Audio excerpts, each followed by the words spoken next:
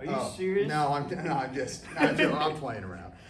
So, hey everybody, how are you doing? It's Tyler out here, Wilshire Gun, and I got Parker with me and Chase, and we got an interesting video for you guys out here. We don't know necessarily how informative it is. We've never done something like this before, but we certainly want to go and give it a shot for you guys, give you guys a kind of an understanding of what we're doing and why we're doing it. So background is we're going to go, the three of us are going up to take a class. One of the best MVG instructors in the country that goes and put on classes, Don Edwards from Greenline Tactical. We're going to be going up later on in July. We're going to be going up for his course in Grand Junction, Colorado. We are going up there to obviously learn some new tactics, techniques, procedures, TTPs like we refer to in the military, learn some new stuff, kind of change our perspectives, learn a lot about how to teach and how to go and take and pass on a lot of this stuff to you guys.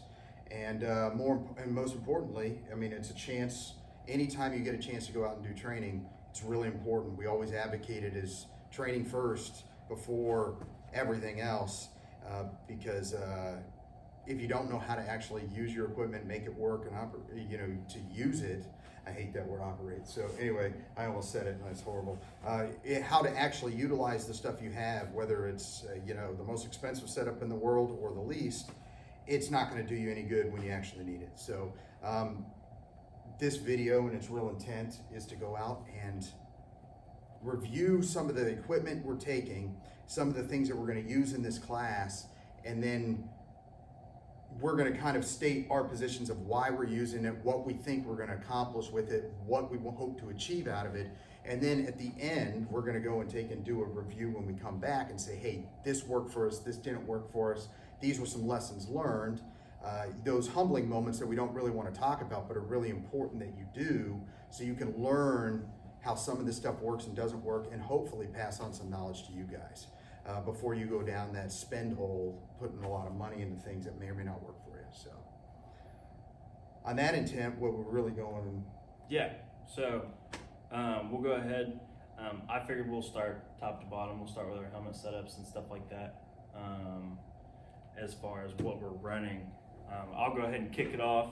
I'm just running the OpsCore ballistic helmet with the TMVC Mohawk. We actually just had our TMVC buddies down here. These things are awesome. It's a spare battery holder as well as a ballast weight, and then it can also take like your auxiliary battery, which I don't have. I'm just running a counterweight system with the spare batteries. And then I am running the G24 mount from Wilcox with the RMBGs from Heat, who are some recent friends of ours that are actually doing really awesome and helping us out a lot. We're working really well with them. And that's pretty much my basic setup, besides like the common IR flags and stuff on the side. And I guess Tyler will explain his fanciness over here. Well, it's not really, it looks fancy because it's got a helmet cover and stuff on it, but ultimately I'm running an OpsCore ballistic as well, and set up. Based off of my nods, the ones that I have BMVD 1531, so they're actual L3 contract glasses that we'll talk about when I get to those ones in a second. They come obviously in a nice little kit. We get them through TNVC, and then we're gonna sell them on. We have them on order. They're really nice. They come from L3. They're basically a modified version of the PBS 31s, which are kind of like the Porsche Lamborghini for night vision out there, but they come in at a cheaper price point. They're great. They have a cold weather battery pack, and I choose to run the battery pack mostly because A, it's nice to have 4 AA lithium, out there to power them, but at the same time, it also can go and act as a strobe. It has a strobe function on the battery pack, and it also goes and takes and provides a nice little counterweight to the system, along with just a regular small counterweight that I have running in there. With that, did you have to add any more weight? I added just singular lead weight from one of the Mohawk kits, and ultimately it's actually slightly weighted to the rear, but it balances pretty even out there, especially with the helmet stabilization system in here that you have, because these are so stable when they fit down really well on you. And it just looks cool because I'm running an Agilite helmet cover. You know, the Israelis do a really good job. They make a really good product. So there's that, and I mean, it's really just it looks real gooch, but everything on there has a purpose. Yeah. And I've got it. But I'm intending, obviously. I mean, I guess it's kind of important to talk about why we have it. Is so back in the day, I used to run like a Surefire helmet. Yeah. All through the years in the military. The small little cassette one. Yep, and it would go right against my Mitch, and it would go right into there, and it would fit against it. Downside of those things, they turn on all the time. Inadvertently, you run the batteries down. Was terrible on them. But they were nice because you had the ability to go and take and run an IR strobe function on them, and then you also were able to go and take and have like a blue light or a white light at mixed different power settings when you needed it up close. And so in my old job and an old life in long past where I was at, we used to do SSE, you know, sensitive site exploitation, where we're going through like a room, pulling out pocket litter, all this different stuff that we're doing after we do a raid, and we grab somebody. And in it, you know, it was really important for us to have that function real quick. Yep. Well, nowadays they have neat stuff like this, like the Princeton Tech lights. So you can go and take it, you can go and immediately go to like a red. If you need more visible light, you can hold it and you'll go into a white when it'll turn on. And then on my other side over here, I just have a Surefire 300 vampire light, and it's really there for full on power. I run it in the IR setting on the IR head. So when I'm like in somewhere like in a room or a cave or dense cover, even on a nice night, but dense forest cover, and I really need to see, and I don't want to go to white light, I can push this real quick, just reach up on my, and now I have IR really strong in front of me out to about 100 yards. It just lights everything up, so it's pretty nice. So that's my helmet setup. I mean, it's pretty typical that you see for a lot of folks running stuff, but remember, everything that you add to it adds weight. So my biggest thing to learn out here is, are these things really necessary in my current environment? Just teaching NVG stuff and going out hunting a lot more and less spending hours going out in the military, because I'm 23 years military, I'm about to retire, so I don't really need all of that anymore. So is that important? So that's one of the lessons I want to learn on a helmet setup while I'm out there. Parker, you've been pretty quiet over there. What I'm running is actually probably the most minimalist here. I'm running an Ops Core bump helmet with just a mohawk on the back. Since I'm running some RNVGs on the front, I actually have to have the mohawk on the back to balance it out, because otherwise it is very front heavy. Yeah. But other than that, very simple. Well, you have the nerd too. We were all really excited about the nerd. Have the nerd to protect my investment there from falling off. We've all got them. These nerds are worth their weight in gold. John Dufresne from Kinetic Consulting, he's a great dude. He makes a really cool product. I mean, these things are neat. They just will go in Velcro, as you see up here on Parker's, onto the top of like your mohawk or your helmet cover. Yeah, it makes if anything knocks off the nods and stuff out of the mount device, man, saves a $10,000 drop test. It's also nice when you go to flip them up, because it almost adds a little tension. Yeah, I'll pull them up real quick. Yeah. Well, I guess next thing on the list is our pistol setup. So on the packing list said pistol with either night sights, red dot, or some type of lighting device. The red dot versus night sights was optional, whichever one you want to run. I'm running the 320X carry. Just got it finally set up. I've been waiting. Tyler can attest to this because I've been complaining about shipping, and I'm very impatient. And then I have the Holosun, the HS507C. I've been actually so impressed by Holosuns here lately. Like, it's been insane what they've been doing, especially for the price point they're selling at. And then you have the SIG heightened suppressor sights and the X300 from Surefire. This is the 300B. It has the thumb screw on it rather than the QDs, because I found the QDs were a little bit shaky sometimes without the wedge and the everything else. Besides that, it's just your X carry with and the Gray Guns grip module, but that really doesn't really have a whole lot to do with the night vision course. And then holster setup from our boy Ron from Center Mass. We sell these here in house. It's pretty much a very basic Kydex holster. I've even used them for my spare mag holder. Basic Kydex holster that goes on the belt.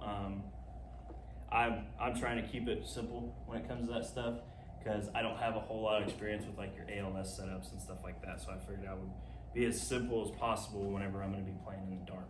Mhm. What about you? So I'm interested in yours on that with it, just like base holes and stuff is, remember everything gets harder at night.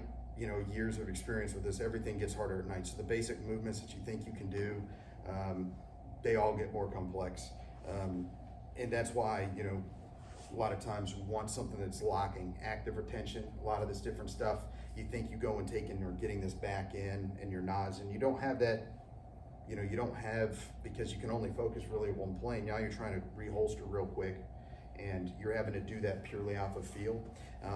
That's why a lot of the tactical holsters, like your Safari Lands and stuff, that are outside on a drop, like in a tactical drop holster and stuff, like your 6354s or your 6920s, your ALS holsters, really nice. But I think it's going to be interesting for you to try that. I'm looking forward to seeing you work and see what your feedback is on it, working just off of a belt holster with it.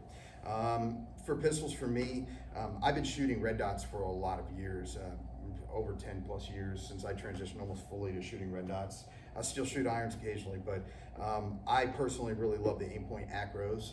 I'm looking forward to the new P2s coming out, just from an extended battery life and having to do less battery changes. But I like their functionality, and especially under MVGs, I've liked them. The dot is very crisp for me in my eye, and it's very easy to acquire with the natural point of aim of the handguns. So my primary handgun I shoot is a Gen 3 Glock 19. So I'll be taking that one. It has an X300 on it, UB again. And then I've got an Atom slide up on top. And so with that, I have mounted the acro. And then it kind of as a side project to play with is I also love and shoot a lot of SIG. So I have a SIG M17 version here, set up again with an acro. But on this one, I'm trying something a little different. And normally I'm always shooting a Surefire 300. It's pretty much the standard and everything. All my holsters are geared toward. But this one's a little different. This is one of the, I'm going to slaughter the actual name, but it's one of the Streamlight VIR2s. So this is their IR capable lights. So it drops your lumen output down to like 300 lumens. Again, it's one of those things. Most of your variable outputs have to do that because of the power and the way they work. But it has the ability to go and take and operate in an IR only mode. So it'll do, when it goes to IR and you engage and initiate, it will go and take and will give you an IR flood, and then it has a visible IR laser. So I'm gonna go and take and see, want to see the viability of working with an active aiming laser on a pistol, which is not something I've really done before, just to see the viability, see if I like it. So that's something I'm gonna go and take and use while I'm out. Yeah, I'm actually looking forward to see how that runs, because we just got those in, and I haven't really got to see a whole lot of use out of them. Yeah, and so, and from a price point, there's a lot of different, like Surefire's got some really cool stuff, like an X400 V, Yeah. you know, with an active IR head and an active aiming laser. But it what makes these really interesting for me is it requires a change. Like the X400 Victors, you got to have a whole new holster. It won't fit most of your Safari Lands. It won't fit any of these things, and you've got to really work to get something to fit because of the way it's structured. It's longer than a normal 300, and it has the laser module at the bottom. The neat thing about this thing is it fits the same exact footprint as a standard TLR1. So it'll fit in every TLR1 holster. So on my Safari Land, it drops right in like a normal TLR1 would. That is really unique, and it's very solid. And it comes at a significantly lower price point from a purchasing standpoint than the Surefire lights. So I'm going to give it a shot and see how I like it, see how it works. So I'm interested in that one. But Parker, what do you got? And then I am the one that's rocking iron sights. I'll be running Trijicon HDs on a Glock 19 Gen 4 with an X300 UA model. So I actually have the quick disconnect model that everybody else doesn't like. They work good on Glocks. Yeah, they do. On the pick rails, I've always had problems with them. And then running that out of a ALS with a QLS on it. So. Yep. Parker talks like him running iron sights is a bad thing, even though he's going to outshoot both of us with pistols for sure. He's very, very good. And it's one of those things, like that's one of those big questions when you look at it, is the debate is, a lot of people say the red dots excel when you're shooting under knots. And but they make it a lot easier, but there's guys out there, if you shoot enough and you actually practice, like you, how many times have you shot with night vision, that you can sit out there at 50 yards with iron sights and all day. So it's again, I think it comes down to a training. It's a training gap for a lot. The red dots make that training gap close faster. Yep. It's easier, but you can still do it with iron. So that's going to be one of those interesting things for us to talk about and to see how it comes out. So. Who knows? I might steal your pistol on day 2. Yeah, I mean, you never know, right? That's why I bring extras. I bring extras of everything, right? So you can go, and that way there's no way if something breaks or goes down that you still have the ability to train. So that's important. Well, rifles, I guess, final piece. As far as the rifle goes, I'm running the SIG M400.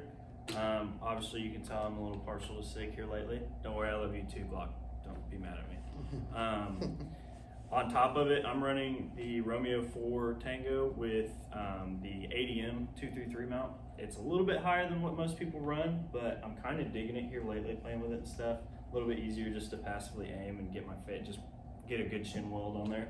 Up front, I have the D-Bolt A3, which has both the IR and the Viz laser, as well as the smaller illuminator compared to like the D2 or whatever the case may be. Mm-hmm. And then just the Streamlight Pro Tac, Old Faithful. This has been on multiple rifles, and especially for the selling point, has been solid. They're a great light for the value. They really are. Yep. Streamlight does make really good stuff. So many people discount it or whatever and say it's got to be a surefire or nothing, but the truth is you can get some really good stuff. Yep. And then obviously the SIG 30 cal can, because I'm not going to be shooting like a heathen out there and blinding myself. But yeah, so mine's once again not overly complicated, and everything pretty much that I have on here is a great price point. It's basically all your mid-level stuff that's going to be still super solid, because so far everything's held up with all the shooting, because this setup's been running on this gun for a while now, even before the night vision training stuff, and it's treated me pretty well so far. Yeah. Yep. I've got a couple different rifles that I'm going to take. Both of them are SBRs, so I have a 10.5 inch 5.56 standard direct impingement AR that I've had forever.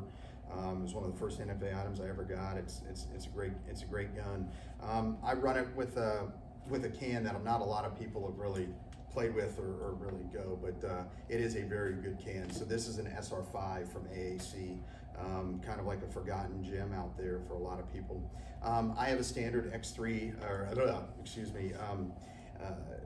Surefire Scout Light, 600 Scout Light on here, with a dual fuel head. So this is a dual fuel system. So for those who aren't familiar at home, you can run CR123 batteries in them, but you can get more output by using 18650 rechargeables. So I'm going to go out and I'm going to use 18650 rechargeables. And one of the interesting things I'm going to do is I'm going to take solar panels during the day, and I'm going to try to recharge them off of the pure solar panels. Okay. And so that is something I want to do, because there's hit or miss on the chargeability of whether or not you can get enough voltage, enough amps to go and take and actually make it work. I'm going to play with a couple different solar chargers I've got to figure it out, because that's one downside to the nice rechargeable batteries. You're out for a long amount of time. How do you recharge them? I guess the side is, I'll take my 18650s and then I've got 123s and a kit as a backup, and I can throw them in, but you do lose some output with it. I have, as a laser, I have a D-Bolt A3, but this is a full power unit. So this is a 50 milliwatt laser and 50 milliwatt illuminator. It's one of those things, there's a big argument about if it's not full power laser, then it's worthless, right? And I don't think that's very true. I think for most people, the average person, they can get by with a civilian powered laser and illuminator, and under most settings. It's really some of those kind of quirks. You got a really bright white light between you, the visible light between you and a target. You got to identify it. Maybe you want that full power to break through that photonic barrier, but how many times is that really going to happen? That's the question we're going to ask. It's one of those things we're going to learn. So I have that set up with a Unity taps tape switch, which I really like the Unity tap system for a lot of different reasons, including some of the more modern IR lights. The programmability and stuff with them are great. I too, just like Chase, have a Romeo 4T. I found that this is by far and away my favorite red dot that's available on the market anywhere. And when you look at the end users that are starting to really use them, you're starting to see the pictures. people that know use them. They Yeah. are really, really awesome optics that are kind of a gem that most people don't think of because it says SIG on the side and there's apprehensions there. But I have it set up on a Geisley 193 mount. So again, it comes up a little bit. Idea is to make sure that I definitely clear this on the front, and it gives me enough kind of standoff distance that with a nice cheek weld, I can still look through the nods and still passively aim through here. So that's the base setup that I'll probably run 90% of the time. That I'm just going to go and take and be working right there for most of the class. Yeah, I didn't really bring it up. I'm running a pressure switch with mine, but I'm gonna try and use both as like a direct button touch, or whether I use the actual switch itself. Yeah. So what's interesting about mine, and again, it's different strokes for different folks and setups, and there's a reasoning for it. Is almost all the application that I use in recurrent training and what I've got. Again, I'll learn a lot more when we get out there, and I may change. But almost everything I do, I actively will grip the firearm and apply and use the fire button on the unit itself. This is set up so that if I'm set up into an IR and I suddenly go in and transition, or somebody flips on a light, or I'm spotlighted or something, and suddenly my nods aren't going to work to their full effect, and I can't make this work to the full effect. The tape switch is set up in such a way that I use a version 4, so my very first application, when I hit it, when I do, it will go and take and actively fire the light, and it will go to, because it's an A3, it'll go to the visible override. So now I get both a green laser, and I go and I take and I get white lights. So I can basically equal light for light when I need to. So I can engage this all day in normal IR function, and then if I suddenly need white light or something because of things have changed, all I got to do is hit the pressure switch, and now it's transitioned. So it's a nice little setup. I'll see how it works. That's one of the things I like about the vis override functions on some of the laser sets out there. Not to go too crazy, but it looks really cool and everything, but how much of this is really practical, we're going to find out. The reason I have it set up like this is to learn. Is normally I would never run, the variable powers I love, but they're practically impossible to really use under nods because of eye relief and everything else. So I have this one set with an RMR that I can dial down, and I can actively shoot to the top or passively shoot through here with my nods. I will already tell you that window is really small. And so we're going to see how functional that really is. That's going to be your experiment. It's going to be. This is designed to be a complete experiment. I have a Surefire dual fuel over here on the unit, and then I have a Maul. So this is B. Myers Maul. The Maul, right? So it's a C1. So this is civilian C1 plus model. They are really sweet, right? They're really great. They are an expensive item. You're talking almost $3,000 for one of these things. Is it worth it? Ultimately, the plan is to go and compare this laser's functional output to a full power unit.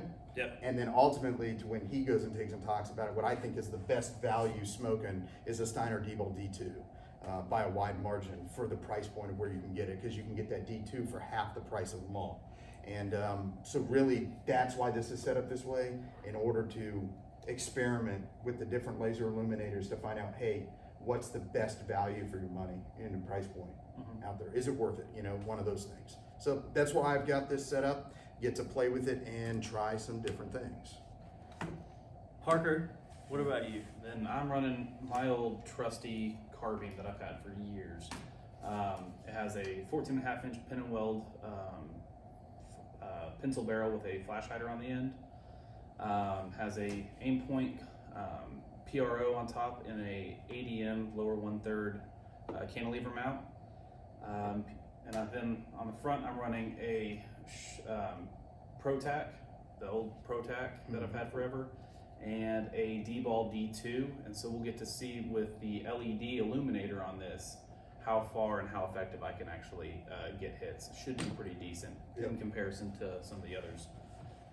But other than that, that's about it. It's a chunky boy, but I'll tell you what, that D2, pound for pound on that illuminator, I mean, that LED in there, that makes it I mean, it's incredible. I mean, we just looked at it the other Yep. night with Yeah. NOS on our 100-yard range, and it stretches all the way down. I mean, for sure. yeah, I mean, you can go out quite a distance. I mean, it pretty much into the realm of the full power laser sets with those D2s. So we're going to go and take and really see, okay, pound for pound, what's the best value? Because you're running a civilian A3, right? I've got a full power A3. I got them all And then I had there. the So you're D2. running the full gamut from, the supposed, kid cat toy all the way up to the full power units. And how much do you really need for most people and most applications? That's going to be a great question that we're going to learn. I think ultimately the great thing about it is we're all running different setups on every platform, whether it be his iron sights versus your Acro or my Hollison, or the typical RNVGs versus your L3 contract L3, yeah. overrun, 31s, that kind of thing. Yeah. And I think that's going to give us a great opportunity to not only educate ourselves, but to educate our customers whenever we start utilizing all this training to become trainers ourselves. Yep. And really pass on what we learn. Yeah. And that's the important part. But I know one thing is I think all of us are running, I think we're all running white phosphor. in all of our Yes. units. Yes. We are running white phosphor. So this will actually be my first true extended amount of time under whites. I've Same. used green Same for for 20 me. plus years in the military. The whites though are already, I'll tell you that for my eyes, I like them, but we'll see. Yep. We'll see. Well, hopefully this helps. We will see you guys on the flip side whenever we get to go have some fun in Colorado later.